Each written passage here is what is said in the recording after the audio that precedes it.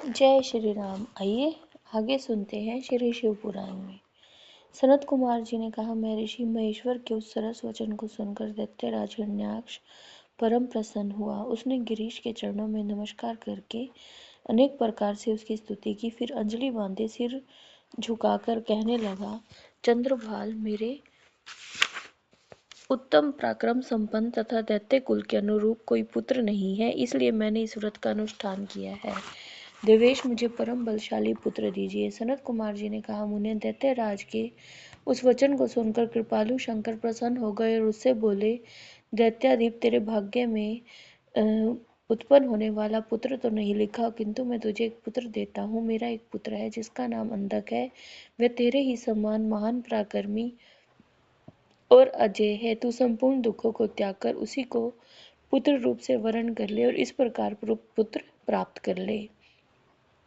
सनत कुमार जी ने कहा, महर्षि, उसे ये कहकर गौरी के साथ विराजमान उन महात्मा भूतनाथ त्रिपुरारी शंकर ने प्रसन्न होकर हिरण्याक्ष को वह पुत्र दे दिया। इस प्रकार शिवजी से पुत्र प्राप्त करके वह महामनस्वी दैत्य परम प्रसन्न हुआ। उसने अनेक स्त्रोतों द्वारा रुद्र की पूजा करके प्रदक्षिणा की और फिर अपने राज्य को चला गया। गिरीश से पुत्र प्राप्त कर लेने के बाद वह प्रचंड पराक्रमी दैत्य संपूर्ण देवताओं को जीतकर इस पृथ्वी को अपने देश रसातल में उठा ले गया। तब देवताओं, मुनियों और सिद्धों ने अनंत पराक्रमी विष्णु की आराधना की। फिर तो भगवान विष्णु सर्वात्मक यज्ञ में विकराल वराह शरीर धारण कर तुतुन के अनेक प्रकारों से पृथ्वी को विदीर्ण करके पाताल लोक में जा घुसे। वह उन्होंने कभी न टूटने वाले अपनी अलग अलग दाढ़ों से सैकड़ों दैत्यों का कचूमर निकालकर अपने वज्र सदृश कठोर प्रहारों से निशाचरों की सेना को मत डाला।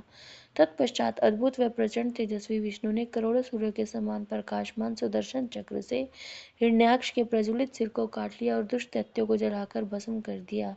ये देखकर देवराज इंद्र को बड़ी प्रसन्नता हुई। उन्होंने उस असुर राज्य पर अंधक को अभिषिक्त कर दिया।